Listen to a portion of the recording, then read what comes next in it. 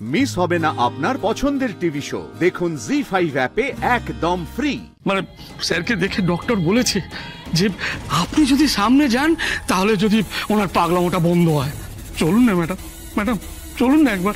আপনি বুঝতে পারছেন না আমার কথাটা? বললাম তো আমি যেতে পারবো না। আর আপনার স্যারকে গিয়ে বলে দেবেন আমার কিচ্ছু হয় না, আমি সম্পূর্ণ সুস্থ আছি, আমার কোনো প্রবলেম নেই। আর এটাও বলে দেবেন আমার জীবনে যেন আর নতুন করে কোনো অশান্তি না আনে। প্লিজ ম্যাডাম, আপনাকে হাত জোর করে বলছি, চলুন ম্যাডাম। দেখুন আপনি প্লিজ এখানে আর সিনক্রেট করবেন না, চলে যান এখান থেকে। দাঁড়ান, আমাকে ব্যাপারটা বুঝতে হবে তো। বলছি আমি কে?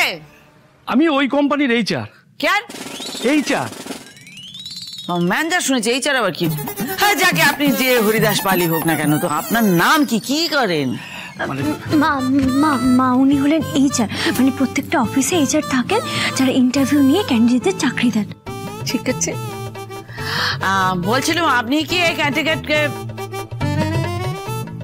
এই মেয়েটিকে চাকরি দিয়েছেন? না না, আমি চাকরি দিইনি, সতীশ স্যারই চাকরিটা দিয়েছেন।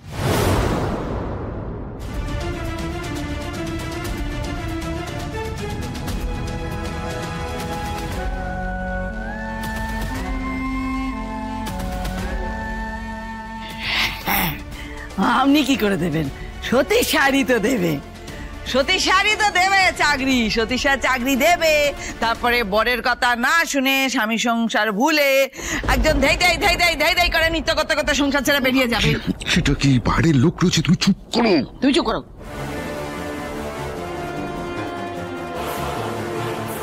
হে যা শুনুন, আমি তখন থেকে আপনাকে বারবার করে বলছি প্লিজ চলে যান এখান থেকে। কেন যাচ্ছেন না? প্লিজ চলে যান।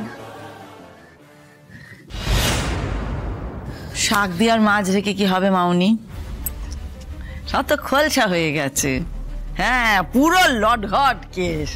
ভগবান ভগবান, এই ঘোষাল বাড়ির মুখে এই মেয়ে একেবারে চুনকালি মাখিয়ে দিল গো। শুভা, আমি তোমাকে কিন্তু অনেকবার বলছি ঘরে যাও, ঘরে যাও। আমার কথা কিন্তু তুমি শুনছো না। রাজ ফিরে আসুক, তারপরে সমস্ত সমস্যা মিটে যাবে।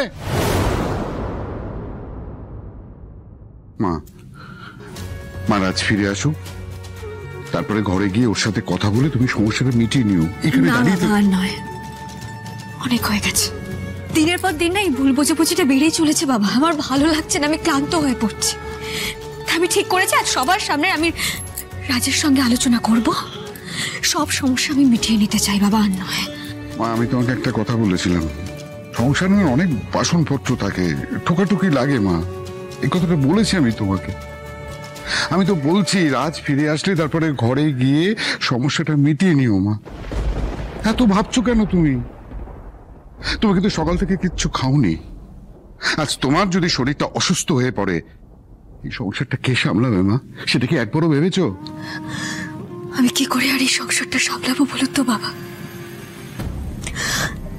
এবারে প্রত্যেকে, বাদল, তুলি, মা, কেউ তো আমাকে বিশ্বাসই করতে পারছে না।